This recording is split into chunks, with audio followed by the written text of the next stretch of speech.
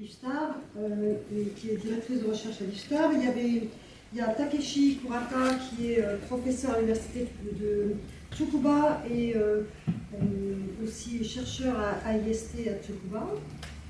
Il y a Olivier Ruff de Apple, qui est à distance, et les trois encadrants de thèse, qui sont Nabil, Pierre de l'équipe T-Rex, ici, et le troisième, Hassan de Gypsa. So now I will switch to English, I guess, because some of the members of the jury are not speaking French. So I was just introducing the members of the jury, and we will start by a talk. You will have 45 minutes for presenting your results of your PhD, and then we'll start a session with questions and discussion about your work, and then we'll deliberate. So I will give you the control. Thank you, Madam President. So the presentation will be in French, but question can be in English or in French. It's up to the members of the jury. So my topic is on réalité augmentée, encadré donc par Nabil, Pierre et Hassan. Donc, tout d'abord, qu'est-ce que la réalité augmentée? D'après la définition de Wikipédia, la réalité augmentée, c'est la superposition d'une vue qui est réelle par des informations qui sont virtuelles. Et ces informations-là peuvent être de différentes natures. Ça peut être du texte, ça peut être des images, ça peut être du son. Par exemple, ici, on a une scène qui est réelle, on a un bus qui est dans la rue, et on a des informations qui sont virtuelles, et notamment le temps d'attente du bus. Cette réalité augmentée peut être utilisée par différents supports, et les deux principaux qui sont les casques de réalité augmentée, à ne pas confondre avec les casques de réalité virtuelle, qui n'ont pas de lentilles transparentes. On a un deuxième type de support qui peut être utilisé, ce sont des tablettes ou des smartphones qu'on a tous les jours. Alors, ces tablettes et smartphones ne sont pas transparents, du coup, pour utiliser la réalité, on va utiliser la caméra dorsale du téléphone ou de la tablette, l'afficher à l'écran, et grâce à des algorithmes, on va pouvoir afficher des informations virtuelles. Dans ce grand monde de la réalité augmentée, on va distinguer deux approches principales.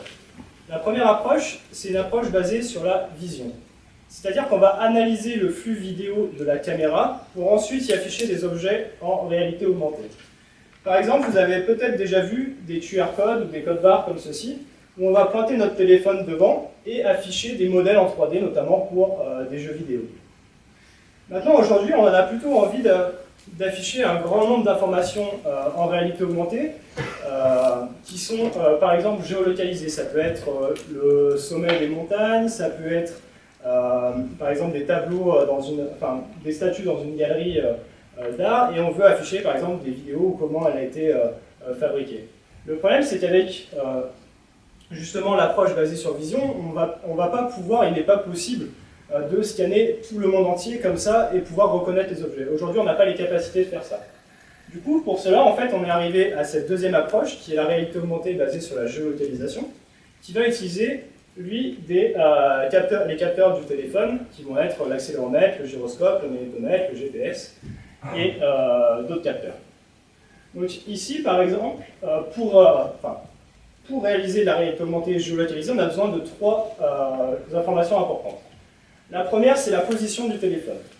Ici, on a un exemple où on se trouve sur la tour Eiffel, à Paris. Le téléphone, on connaît sa position grâce au GPS, on a des coordonnées en latitude et longitude. Deuxième information importante, c'est la position des objets que l'on veut augmenter. Ici, on a trois objets de type texte, scène, grand palais, invalide, et un objet de type surface, qui est la représentation de la scène. Et la dernière information que l'on a besoin pour la réalité augmentée et géolocalisée, c'est l'orientation du téléphone. L'orientation du téléphone, c'est-à-dire est-ce qu'on est en train de regarder au nord, est-ce qu'on est en train de regarder en bas, à droite, surtout à l'est ou au nord. Et du coup, cette information-là va nous permettre de sélectionner les informations qu'on va afficher à l'écran. Et notamment ici, les invalides ne vont pas être affichés. Alors, une petite vidéo de ce qu'est la réalité augmentée géolocalisée. Donc ici, on a une course de bateau qui est la Coupe de l'América. Donc cette course est réelle, un hélicoptère filme la scène. Et on a des informations qui sont virtuelles. Donc par exemple, des lignes de départ, le monde des bateaux sur l'image. Et ces informations-là vont permettre aux téléspectateurs de mieux comprendre la course. Et du coup, va rendre l'émission bien plus intéressante. Donc, le process de la réalité augmentée géolocalisée se découpe comme ceci. Donc on retrouve les trois axes principaux qui sont l'estimation d'orientation du téléphone, donc on va utiliser pour le rendu final, l'estimation de positionnement du téléphone, qu'on va aussi utiliser pour le rendu final, et le troisième axe principal qui est les données géolocalisées. Donc ces données-là peuvent provenir de différentes bases de données, par exemple des grosses bases de données de type cartographie. On connaît aujourd'hui, grâce par exemple à OpenStreetMap, toutes les rues quasiment du monde entier, la position des différents bâtiments, le sommet des montagnes comme j'ai dit tout à l'heure. Ou aussi on peut avoir des informations qui sont un peu plus personnelles, qu'on ne va pas retrouver forcément dans les grosses bases de données, qui peuvent être rajoutées donc, pour la réalité augmentée géolocalisée. Alors, quelles ont été les motivations pour cette thèse? Tout d'abord, on est parti du principe que tout le monde aujourd'hui a un téléphone intelligent, et on a voulu regarder s'il était possible de faire de la réalité augmentée géolocalisée avec un téléphone classique, sans infrastructure supplémentaire, et si possible, à l'intérieur ou à l'extérieur des bâtiments. Donc d'abord, pour commencer, ce qu'on a fait, c'est qu'on a regardé ce qui existait déjà comme application qui utilisait cette approche-là, et on a vu, notamment à Grenoble, qu'il y a des applications pour identifier le sommet des montagnes. Sauf que quand on a essayé, on a vu que les montagnes étaient des fois affichées à 2 ou 3 cm de son emplacement réel, et du coup, on s'est posé des questions. Et notamment, 2-3 cm, des fois c'est bien, et d'autres fois, on a aperçu ce genre de choses. C'est-à-dire qu'on s'est vraiment posé la question, pourquoi on a ce comportement-là? Et deuxième question qu'on s'est posée, si on connaît ce comportement-là, est-ce qu'on peut quantifier avec précision l'erreur qu'il va y avoir sur le rendu à l'écran à la fin? Est-ce qu'une erreur de 5 mètres de positionnement va correspondre à 3 cm sur l'écran? Est-ce qu'une erreur de 7 degrés d'estimation d'orientation va être une erreur de 10 cm à l'écran? C'est les questions qu'on s'est posées. On a essayé de faire le même travail avec les applications à l'intérieur des bâtiments, et à ce moment-là, on n'en a pas trouvé. Alors du coup, on s'est posé la question, pourquoi? Est-ce que les technologies de géolocalisation aujourd'hui ne sont pas suffisantes pour la réalité augmentée? Ou si c'est le cas, est-ce qu'on peut les améliorer et comment? Donc voilà toutes les questions qu'on s'est posées pour ce travail. Et du coup, on s'est heurté à trois principaux problèmes qui étaient, on n'a pas trouvé d'études comparatives qui testaient les différents filtres d'estimation d'orientation pour la réalité augmentée. On n'a pas trouvé non plus d'études comparatives pour comparer les différentes techniques de géolocalisation à l'intérieur d'un bâtiment et à l'extérieur d'un bâtiment avec un téléphone. Et finalement, on n'a pas trouvé non plus de travaux qui ont été faits sur quel est l'impact du positionnement et de l'estimation d'orientation sur le rendu final de la réalité augmentée géolocalisée. Donc pour ça, on a réalisé 4 contributions. La première a été d'effectuer dans une Motion Lab, donc j'y reviendrai juste après, une étude systématique avec plusieurs filtres de la littérature. On a vu que dans certaines conditions, et notamment avec des grosses perturbations magnétiques, la plupart des filtres se comportaient mal. Donc on a proposé un nouveau filtre qui améliorait les performances dans ce contexte-là. La troisième contribution a été aussi d'effectuer une étude comparative sur différents systèmes de géolocalisation à l'intérieur et à l'extérieur d'un bâtiment. Et la dernière contribution a été de trouver une méthode pour évaluer, justement, quantifier cette erreur qu'on va avoir à l'écran en fonction des erreurs d'estimation d'orientation et des erreurs d'estimation de positionnement. Je vais commencer par parler des différentes approches avec les filtres d'estimation d'orientation. Alors, tout d'abord, qu'est-ce que l'attitude ou l'orientation du téléphone? Alors, l'attitude, c'est l'orientation d'un objet, ici, dont les axes sont représentés en bleu, dans le repère terrestre, qui ici est défini en rouge par les axes est, nord et le ciel. Cette rotation-là entre ces deux objets peut être représentée de différentes manières, par une matrice de rotation, un quaternion ou des angles de l'air. Les angles de l'air, c'est les trois angles que j'ai définis sur la figure ici, c'est-à-dire que le yaw, ça va être une rotation autour de cet axe-là, le pitch autour de cet axe-là, et le roll, c'est la dernière rotation. Dans la littérature, il existait déjà des algorithmes que l'on pouvait utiliser, par exemple, pour estimer l'orientation d'un drone ou d'un capteur qu'on allait mettre sur le pied. Ces filtres-là sont de différentes natures, ça peut être des filtres de Kalman, des observateurs. Et surtout, ils font des hypothèses différentes. Il y en a qui vont considérer les accélérations externes, il y en a qui vont considérer les perturbations magnétiques, il y en a qui vont essayer d'étudier le biais des capteurs. Et du coup, en fait, on a beaucoup de filtres, mais ils ne sont pas faits pour la réalité augmentée géolocalisée. Et pourquoi ils ne sont pas faits pour la réalité augmentée géolocalisée? Pour les trois critères principaux qui sont dessous, et notamment les perturbations magnétiques. Alors, qu'est-ce qu'une perturbation magnétique? On peut représenter la Terre comme un dipôle. C'est-à-dire qu'à tout endroit donné sur la Terre, on est capable de connaître l'intensité du champ magnétique justement à une position donnée. À Grenoble, par exemple, on a un champ magnétique d'une intensité de 47 microtesla en 2017. Sauf que maintenant, si je vais prendre un magnétomètre, par exemple celui de mon téléphone, et je vais mesurer l'intensité du champ magnétique à l'endroit où je me trouve, je ne vais pas mesurer 47 microtesla. Pourquoi? Parce qu'on a des murs autour de nous, on a beaucoup de structures métalliques, ça peut être des câbles qui sont ici, ça peut être vraiment plein d'objets différents, par exemple mon ordinateur, qui vont perturber ce champ magnétique terrestre dans les mesures.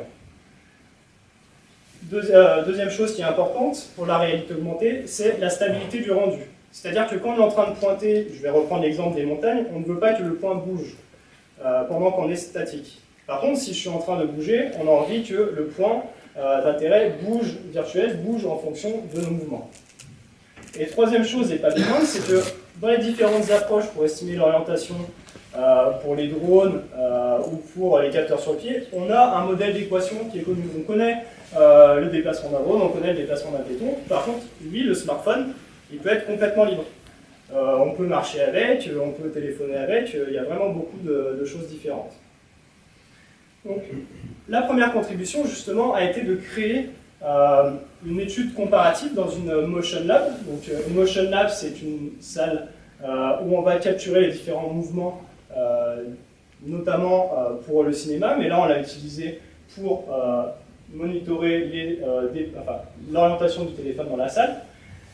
Et du coup, cette Motion Lab est équipée d'un système de 20 caméras infrarouges, dont le système global a une précision inférieure à 0,5 degrés. Et du coup, pour enregistrer la position du téléphone dans la salle, on a construit un support, qui est ici. Ce support-là est aligné avec les axes du téléphone, et en même temps qu'on enregistrait les capteurs de la salle, on enregistre les capteurs du téléphone, l'accéléromètre, le gyroscope, le magnétomètre, calibré et non calibré. Donc, voici un exemple d'enregistrement dans la salle. Donc, ici, on a le repère terrestre, un repère terrestre qui est fixe, et en haut, on a le repère du téléphone qu'on va visualiser sur le logiciel de la salle, et nous, on est en train de chercher la rotation entre ces deux repères-là. Dans cette salle-là, on a demandé à 3 sujets différents de marcher pendant 2 minutes. Ils ont utilisé des téléphones différents, 2 iPhones, un Android, et surtout on leur a demandé de faire 8 types de mouvements différents. Donc on leur a demandé d'enregistrer des scénarios en train d'écrire, en train de marcher avec le téléphone à la main, en train de téléphoner, et bien sûr le scénario réalité augmentée qui est des petits mouvements de rotation qui sont plutôt lents et des déplacements qui sont eux aussi lents. Du coup, dans cette salle, on a comparé 9 algorithmes de la littérature et 35 variantes parce qu'on a essayé de reprendre des bouts de certains algorithmes dans d'autres pour voir comment ils fonctionnaient. Et notamment, dans ces algorithmes-là, on a comparé l'algorithme embarqué dans le téléphone parce que le téléphone aussi donne justement des résultats en termes de quaternions et on a voulu savoir si les autres fils se comportaient mieux par rapport à celui-ci. Dans cette étude-là, on a comparé beaucoup de choses différentes. On a notamment comparé l'utilité de la calibration des capteurs, la calibration du magnétomètre, la calibration du gyroscope, la calibration de l'accéléromètre. On a aussi étudié est-ce qu'il y a un intérêt à évaluer le biais dans le filtre directement. Quels paramètres on doit utiliser typiquement dans les filtres si on veut l'utiliser pour la réalité augmentée. Et bien évidemment aussi l'impact de la réalité augmentée. Du coup, comme on sait que les perturbations magnétiques sont très importantes pour la réalité augmentée, on a voulu représenter dans la salle ce qui se passait réellement dans les couloirs d'un bâtiment. Donc, première chose qu'on a faite, on a analysé l'intensité du champ magnétique qu'il y avait dans la salle. On a obtenu un signal qui oscillait entre 40 et 43 microtesla. Donc on est parti du principe que c'est statique et que les variations sont faibles. Ensuite, on a marché dans différents couloirs de bâtiments et on a relevé justement un signal qui ressemblait à celui-ci, sur l'intensité du champ magnétique. C'est-à-dire qu'on voyait des pics d'une intensité de 200 à 150 microtesla et d'ordre de grandeur d'une dizaine de secondes maximum. Ensuite, dans la salle, pour simuler ce comportement-là, on a utilisé des tableaux blancs magnétiques, comme vous pouvez le voir sur l'image à droite. Et du coup, c'est le meilleur moyen qu'on a trouvé pour représenter ce signal-là, notamment comme on le voit ici. Avant de parler des différents filtres d'estimation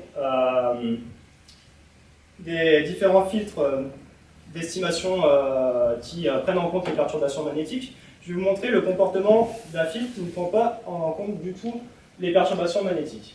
Notamment, là on est dans le cas d'une perturbation, on voit que les différents objets, différentes informations partent sur le côté, n'ont plus la bonne orientation, et en plus on a un effet où l'horizon est décalé.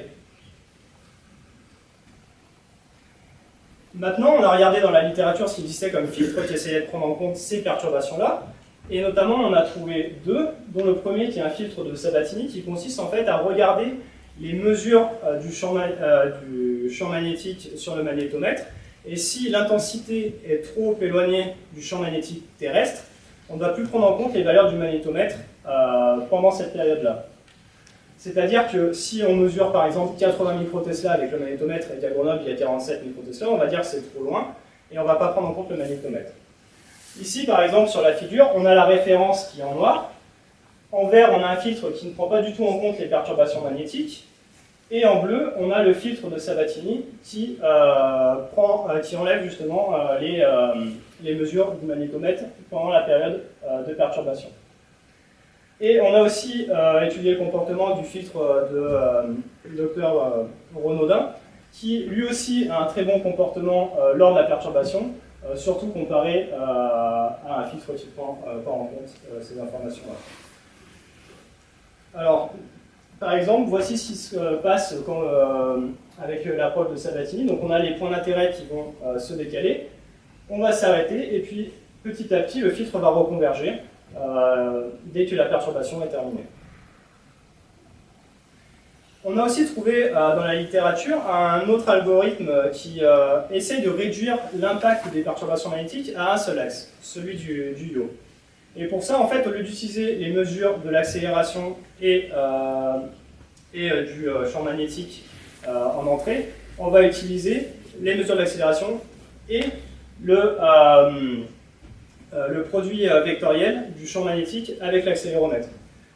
Et du coup, ça va nous aider à éviter ce problème d'horizon qui va être décalé, comme on peut le voir ici.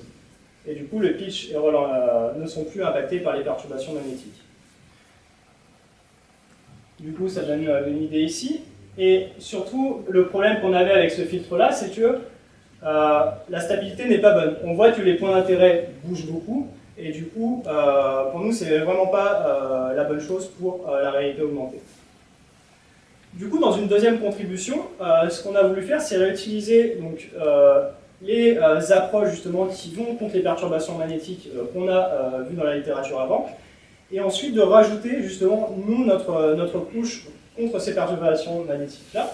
Et notamment, on s'est dit que c'est dommage de faire une détection qui est trop tardive, et du coup le filtre en fait a déjà divergé. Donc ce que nous on propose en fait, c'est de sauvegarder les valeurs des capteurs accéléromètre et gyroscope dans une fenêtre glissante de 2 ou 3 secondes notamment, Et au moment de la détection, on va rejouer les filtres sans les données du magnétomètre, et du coup, avant que le filtre diverge. Et du coup, le comportement du filtre est celui qui est en rouge ici. Une petite vidéo pour montrer à quoi ça ressemble en réalité augmentée. Donc on a une perturbation, et tout de suite, on vient se recaler sur la position, sur l'orientation 2 ou 3 secondes avant, qui était celle que l'on voulait. Maintenant, je vais présenter les résultats donc, du côté numérique pour valider un peu ce qu'on a vu juste avant. Donc pour ça, j'ai comparé les différents filtres sur différentes métriques. La première, c'est le Quaternion Angle Difference, qui est une métrique connue pour comparer deux quaternions. Les deuxièmes, c'est sur les angles de l'air, parce que comme on a vu avec le filtre de Martin notamment, on voulait que l'impact sur le pitch and roll soit plus faible. Et la dernière chose, c'est la stabilité. Comme on l'a vu aussi avec le filtre de Martin, les objets bougent beaucoup et ça, on veut l'éviter. Donc, ici, on a les résultats pour un filtre classique qui sont plutôt pas très bons. Ensuite, on l'a comparé avec le filtre de Martin où on voit nettement que une amélioration sur le pitch and roll, mais par contre, l'estimation globale n'est toujours pas bonne. Et on retrouve une grosse valeur dans la stabilité. Ensuite, on a comparé le filtre classique avec le filtre de Sabatini, qui, on voit qu'il y a une bonne amélioration au niveau de l'orientation, et que la stabilité est bonne aussi. On a voulu comparer, du coup, ce que faisaient les filtres embarqués dans le téléphone.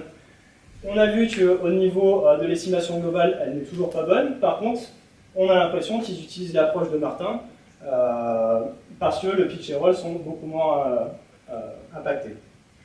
Et finalement, notre contribution, alors là, justement, on a encore une amélioration par rapport à ce qui existait déjà et assez notable. Et on voit que les angles pitch and roll sont aussi moins impactés que si le filtre n'a pas de détecteur contre les perturbations magnétiques. Et la stabilité, du coup, est meilleure avec ce système-là, avec la contribution. Ces résultats sont disponibles à cette adresse-là et tous les autres que je n'ai pas présentés pendant cette présentation. Aussi sont accessibles les codes sources des différents filtres et les applications Android et iOS pour enregistrer les capteurs. En plus de ça, on a mis à disposition un utilitaire sur cette même page qui permet de savoir quels paramètres on doit choisir dans un cas précis. Par exemple, si là je veux faire de la réalité augmentée avec un iPhone 4S et qu'il y a beaucoup de perturbations magnétiques, on génère l'ensemble des données. Donc là j'ai sélectionné 6 filtres et donc sur les axes on a l'erreur et de l'autre côté on a la stabilité. Et du coup, on voit que le filtre Michelops XMAC WTREP, qui est le nom de code de la contribution 2 que j'ai présenté, est celui qui se comporte le mieux en précision et en stabilité. Il se comporte comme le meilleur des autres. Du coup, si on veut utiliser un filtre dans ces conditions-là, on va utiliser les paramètres, par exemple, bêta égale 0,2, K égale 1,5, Km est égal à 2. Maintenant, je vais présenter les différents algorithmes qui permettent d'estimer une position. Le problème qu'on a rencontré, c'est qu'on n'a pas trouvé d'études comparatives avec plusieurs jeux de données, plusieurs personnes sur plusieurs jours qui utilisaient plusieurs techniques en intérieur et en extérieur des bâtiments.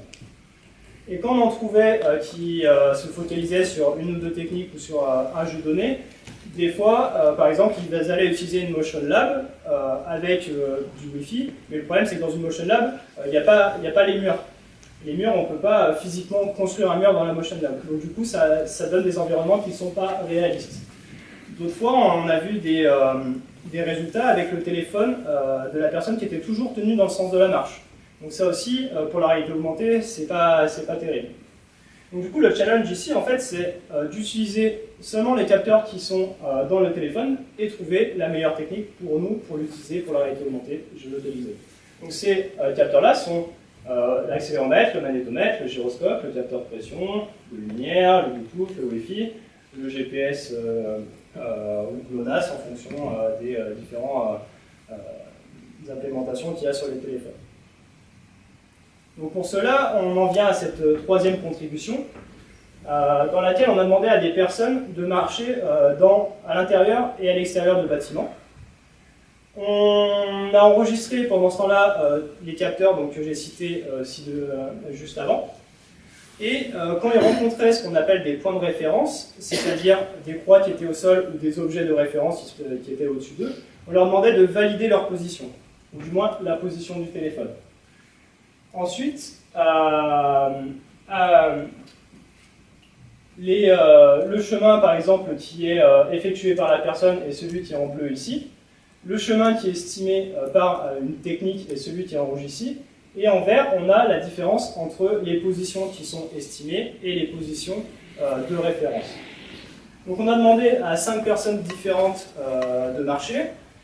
Ces personnes ont marché entre 3 et 5 minutes, ce qui correspond à peu près à 300-400 mètres.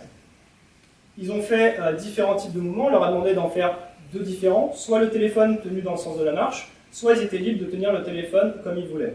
Et notamment, la plupart du temps, ils tenaient le téléphone dans la main et marchaient avec. Et donc, comme je l'ai dit juste avant, dans plusieurs environnements, on a fait ça à l'intérieur du bâtiment, comme vous avez les images ici, mais aussi à l'extérieur du bâtiment. Donc, on a comparé 6 techniques de la littérature. La première qui est le GNSS, et notamment sur les téléphones qu'on a testés, il y avait le GPS et GLONASS. Les 2 approches de Wi-Fi, le fingerprinting et la trilatération. Le système de step and ending system, donc en fait, qui consiste à savoir quand est-ce qu'on a fait un pas, de quelle longueur et dans quelle direction. Par exemple, j'avance de un pas qui fait 1 mètre en direction du sud. Je sais que je suis à cette nouvelle position-là. Si je vais un pas de 70 cm en direction d'ouest, je sais que ma nouvelle position est ici. Les 2 hypothèses, par contre, pour cette approche-là, c'est qu'il faut connaître le point de départ et que le téléphone soit dans le sens de la marche. Avec cette approche, on va aussi utiliser une technique qui est le map matching, c'est-à-dire qu'on part du principe qu'on connaît le réseau de couloirs, des couloirs qu'il y a dans un bâtiment, et si l'orientation de la direction et la position est proche d'un couloir, on va projeter notre position sur le réseau. La dernière technique qui est l'ultra-wideband, alors c'est une technique qui n'est pas implémentée pour le moment sur le téléphone de Monsieur Tout-le-Monde. Il existe déjà un téléphone qui fait ça, mais ce sont les meilleurs résultats qu'on a vus dans les papiers en termes de navigation en intérieur. Et du coup, on peut aussi supposer que si cette technique fonctionne bien et que dans quelques années, elle pourra être intégrée aux différents systèmes, par exemple sur le protocole Wi-Fi, ce genre de choses. Du coup, les résultats que je vais présenter après sont en termes d'erreur de précision. C'est-à-dire qu'on va faire la moyenne des distances entre le point de référence et le point estimé. Donc, tout d'abord, les résultats entre l'intérieur et l'extérieur du bâtiment. Et on a fait les 2 hypothèses suivantes. Le smartphone est tenu dans le sens de la direction de la marche et le point de départ est connu. Pas de surprise, le système d'ultra-wideband a été bien plus précis que les autres. Ensuite, on a des résultats qui sont assez satisfaisants avec la technique de Step and Ending System et du Map Matching, alors que les autres tournent avec des erreurs autour de 7 mètres ou 8 mètres. Et évidemment, tout ce qui est technologie basée sur le GPS et GLONASS et ces approches-là, à l'intérieur des bâtiments, on a des résultats qui sont beaucoup moins convaincants, juste si on utilise cette technique-là. À l'extérieur, par contre, le GPS est très bon, on le sait, et surtout comparé aux autres techniques. Donc les techniques de Wi-Fi et ultra-wideband, on ne les a pas comparées à l'extérieur, et les autres ont des comportements qui sont bien plus mauvais. Maintenant, je vais me focaliser sur quel est l'impact de l'estimation d'orientation sur les techniques de Step and Ending System. Toujours les mêmes hypothèses. Donc, première ligne, on a l'algorithme qui est directement donné par le téléphone Android qu'on a utilisé, enfin ou les téléphones parce qu'on en avait plusieurs. La deuxième ligne, c'est le meilleur fil de la littérature. Et là, tout de suite, on voit quand même qu'il y a une énorme différence en termes de précision. Pourquoi? Ça, on ne peut pas le dire exactement, mais par contre, déjà, lors de l'estimation d'orientation, on avait vu que les comportements du filtre qui était déjà dans les téléphones n'étaient pas très bons. Donc du coup, si on doit utiliser cette approche-là, il vaut mieux utiliser des filtres que nous, on maîtrise. Deuxième chose, on a voulu comparer le meilleur de l'existant avec ce que nous, on a proposé donc, avec la contribution 2. Et là aussi, on note une petite amélioration quand même qui n'est pas négligeable sans map matching, et aussi une amélioration avec le map matching. Et notamment un exemple ici. Par exemple, là, l'estimation d'orientation n'est pas assez bonne pour projeter sur le couloir, alors que ici, avec notre contribution, l'orientation est meilleure, et du coup, on reprojette la position sur le couloir. Donc du coup, en fait, le schéma qu'on avait ici au départ, on peut rajouter le lien entre l'estimation d'orientation et certaines techniques d'estimation de positionnement.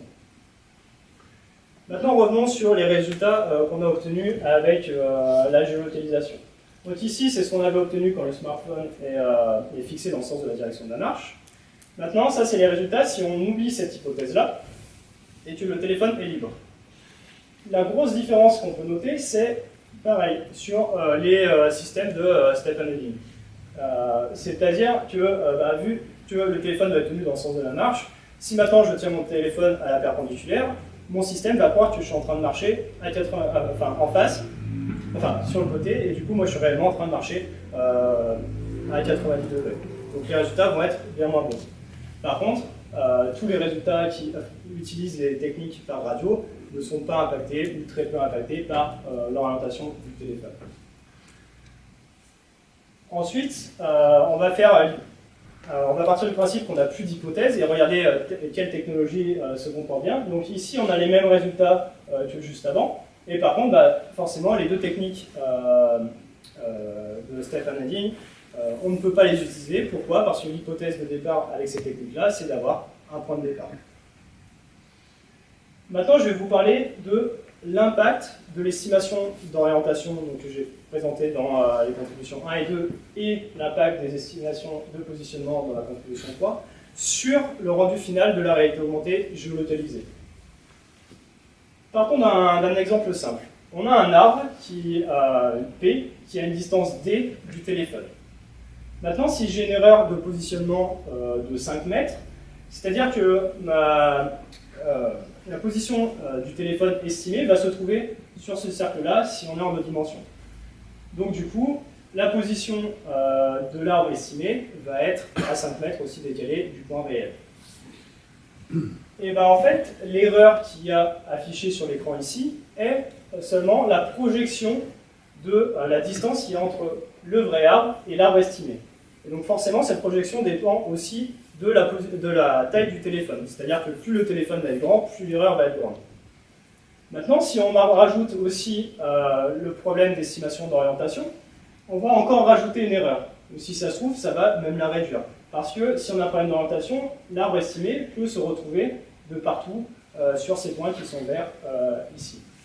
Et donc l'erreur, dans mon exemple-là, a grandi. Donc, cette méthode qu'on a proposée, on a essayé d'évaluer 4 cas d'utilisation en utilisant des données réelles. Les données réelles qu'on a obtenues à partir des contributions 1 et des contributions 3, qui sont l'estimation de positionnement et d'orientation. Sur cette analyse théorique, on est parti d'un principe que le téléphone faisait 11 cm et que le champ de vision du téléphone faisait 60 degrés. La première application sur laquelle on voulait utiliser ce cas d'utilisation, c'est d'identifier le sommet des montagnes. La deuxième application, c'est une application où on va se retrouver en ville et on veut avoir des informations sur les bâtiments historiques, sur qui c'est qui l'a construit, ce genre de choses. La troisième application, c'est un appartement intelligent. On veut monitorer les objets, afficher la consommation, ce genre de choses. Et le quatrième, c'est afficher un modèle en 3 dimensions, notamment par exemple sur une table, et essayer de tourner autour avec le téléphone pour avoir une bonne expérience de la réalité augmentée, comme l'exemple que j'ai donné d'un modèle au début de la présentation. Donc j'ai choisi là de détailler deux de ces différents cas d'utilisation, l'application des montagnes et l'appartement connecté. La première, du coup, on suppose que la personne se trouve dans un endroit qui est assez clair, on va dire, où il n'y a pas de bâtiment, il est dans la nature. Donc pour le système de positionnement, on peut utiliser le GPS, qui a une erreur environ de 3,50 m. On va utiliser un filtre d'orientation qui va avoir l'estimation d'orientation qui va avoir une erreur d'environ 4,5 degrés, voire moins, parce que nous, les tests qu'on avait fait, il y avait quand même quelques petites perturbations dans la salle, donc ça peut être même beaucoup moins. Et on a considéré que les points d'intérêt pouvaient se trouver entre 1 et 50 km de la personne qui utilise le téléphone. Donc, ce qu'on peut noter en fait ici, c'est que peu importe la distance à laquelle on se trouve de la montagne, elle va être affichée toujours avec la même erreur de 0,77 cm sur un écran de 11 cm. Par contre, ce qu'on peut aussi noter, c'est que la distance entre l'élément réel qui est la montagne et là où va être affiché le point d'intérêt augmente en fonction de la position, et surtout on a quelque chose qui correspond à 4 km ici. C'est-à-dire que, en fait, si je prends l'exemple de on se place à 50 km et qu'on est en train de pointer une montagne, s'il y a une erreur de 4 km et qu'il y a une montagne qui se trouve aussi à 4 km, et bien au lieu de nommer la montagne du départ, je vais nommer la deuxième montagne qui se trouve à 4 km de la première.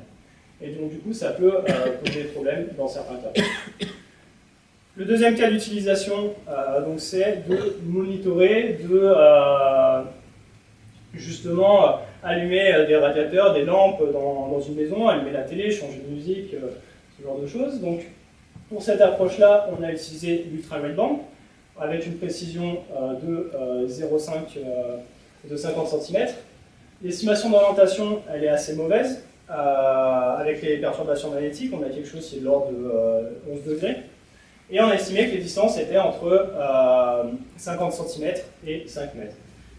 Et là, en fait, à l'inverse de l'application des montagnes, on a vu que plus on se reculait par rapport à l'objet, plus la précision à l'écran allait être bonne. Alors que la distance réelle entre l'objet, la distance entre l'objet réel et l'objet virtuel, elle va rester plutôt la même. Donc, à partir de ces cas d'utilisation-là, on en a fait deux applications. Donc la première qui était d'afficher le nom de sommet de montagne ou de ville sur une même application. Et toutes nos applications se décomposent de la même manière. C'est qu'on a une carte en 2 dimensions, donc ça peut être à l'intérieur ou à l'extérieur, on a les points d'intérêt qu'on voit ici, et une vue en réalité augmentée qui va être mise à jour en fonction de l'estimation de positionnement et de l'estimation d'orientation. Donc je ne vais pas vous montrer de vidéo de celle-ci parce que c'était tous les échantillons de vidéos que je vous ai montrés avant. Une deuxième application qui a été tirée du cas d'utilisation 3 de tout à l'heure, donc qui est l'appartement connecté. Et là, on a en fait créé une application pour allumer, éteindre des lampes, allumer la télé, descendre les stores, grâce à la réalité augmentée. Du coup, pour cela, je ne vais pas vous montrer la vidéo, mais je vais faire une démonstration de cette application-là. Ici dans la salle, avec un radiateur qui est ici, et une lampe qui est là-bas, et un capteur qui se trouve juste devant.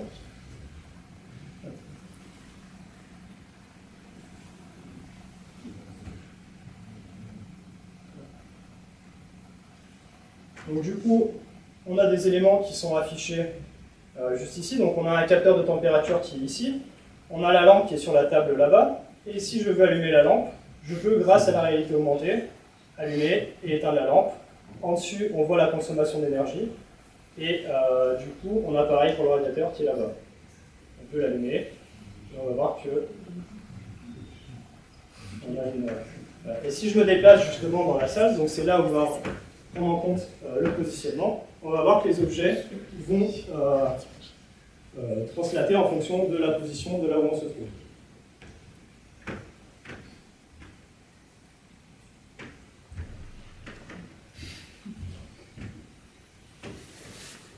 Pour revenir justement sur les différentes contributions qui ont été réalisées lors de cette thèse, La première, du coup, a été d'effectuer justement une méthode d'évaluation sur les différentes approches d'estimation d'orientation. Donc pour ça, on a utilisé une Motion Lab, qui est assez précise et qui nous a donné des résultats assez convaincants avec notre filtre sur les perturbations, qui va contre les perturbations magnétiques. On a proposé aussi donc du coup, une évaluation de différentes techniques de géolocalisation à l'intérieur des bâtiments, à l'extérieur des bâtiments, avec plusieurs sujets et sur plusieurs jours. Et en dernier, justement, on a aussi proposé une méthode d'évaluation pour savoir quelle précision on va avoir à l'écran en fonction d'une estimation d'orientation et d'une estimation de positionnement.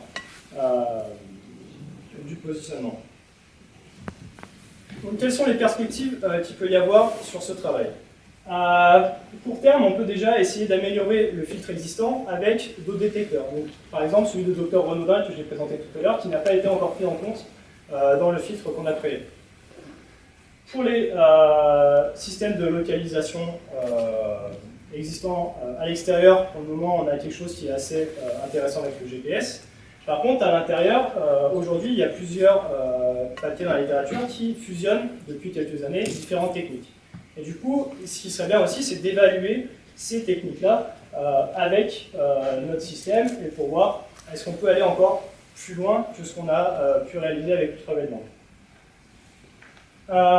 Une autre perspective à court terme qui peut être intéressante, c'est d'avoir l'avis de plusieurs utilisateurs justement sur est-ce que les 0,7 cm qu'on a d'erreur sur les applications de montagne est suffisant pour l'utilisateur ou est-ce que c'est pas encore suffisant pour lui?